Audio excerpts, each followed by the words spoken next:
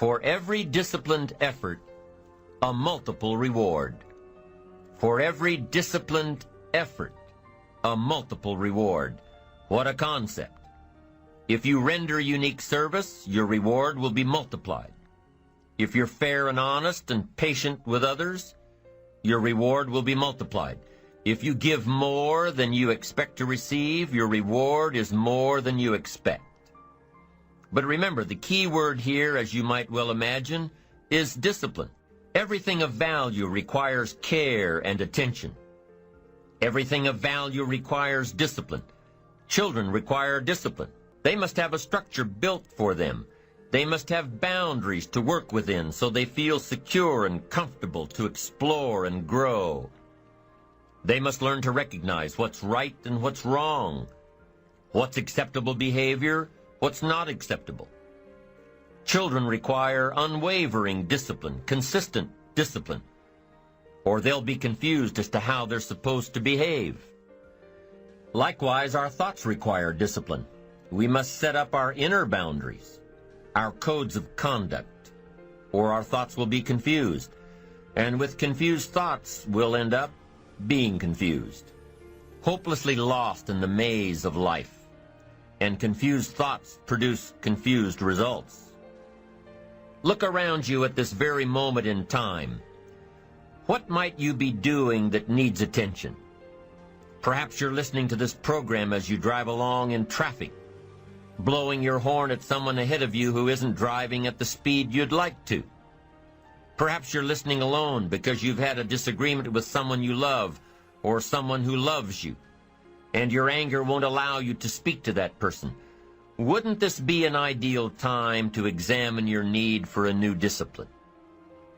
Perhaps you're on the brink of giving up or starting over or starting out, and the only missing ingredient to your incredible success story in the future is a new and self-imposed discipline that will make you stay longer and try harder and work more intensely than you ever thought you possibly could.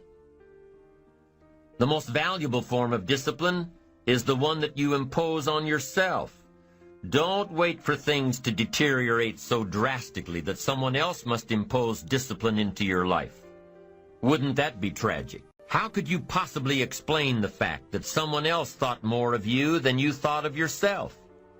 That they forced you to get up early and get out into the marketplace when you would have been content to let success go to someone else who cared more about themselves. Your life, my life, the life of each one of us is going to serve as either a warning or an example. A warning of the consequences of neglect, self-pity, lack of direction and ambition, or an example of talent put to use. Can too much discipline be a bad thing? Can you possibly be too disciplined? Too much of anything is a bad thing. Life without balance results in an unbalanced life. Walking around the block every day is good. Walking or running 6 hours a day is bad. It's obsessive, unless, of course, you make your living as a marathon runner. Then you're doing your job. Eating an apple a day is good. Eating only apples is bad. You won't get all the protein and vitamins and nutrients your body needs. Working hard, burning the midnight oil, doing it until is good.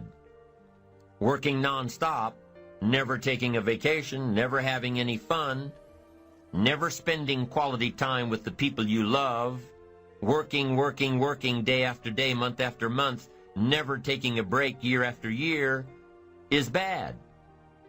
If you've got your nose to the grindstone all the time, how are you ever going to spot new opportunities, consider new ideas? It doesn't work that way. You've got to stop and ponder where you've been and where you're going. You've got to reflect so you know if you're even on the right track. Everyone has heard the story of Willie Loman in the play Death of a Salesman. Willie was a workaholic. He typified the old-fashioned concept of success. After all, if you're always working, you must be successful. No, it doesn't work that way. For workaholics, there's never enough work. They can work 10, 12, 14 hours a day, take 2 jobs, work them back to back. The only satisfaction is fighting off sleep, denying life's pleasures, getting more tasks done. Some people are impressed with this type of behavior. But just because a workaholic spends too much time working, that doesn't mean he or she ends up with the most money. These people are generally more task-oriented than results-oriented. They're busy being busy, not busy being productive. Workaholics generally end up alienating their families, losing their health, facing a crisis of values. Now, wouldn't you prefer a life of productivity rather than a life of tasks? Of course. When you schedule your time and take advantage of your time, you can work smarter instead of working longer, and you'll probably end up getting more done than the workaholic, and still have time for other things in life. Enlightened self-interest says, I will look for new ways to work smarter by focusing on doing more per hour instead of doing more hours. It says I will run my day so my day doesn't run me. Enlightened self-interest also says that a life worth living comes from a life of balance and moderation. Too much of anything, even good things, will sooner or later throw you off track. Now, here's the key technique that you can use in your life to help keep you on the right track. This technique is called visual chain thinking. Ambitious people don't see each step toward their goals as a singular step. Each discipline as a singular discipline. Each project as a singular project. Each sale as a singular sale. With everything they do and with every discipline they adhere to, they see it all as part of a chain, a link in the chain of events and actions that will lead them to their final destination. Every action and every discipline today is a link in the chain. Every action and every discipline tomorrow is a link.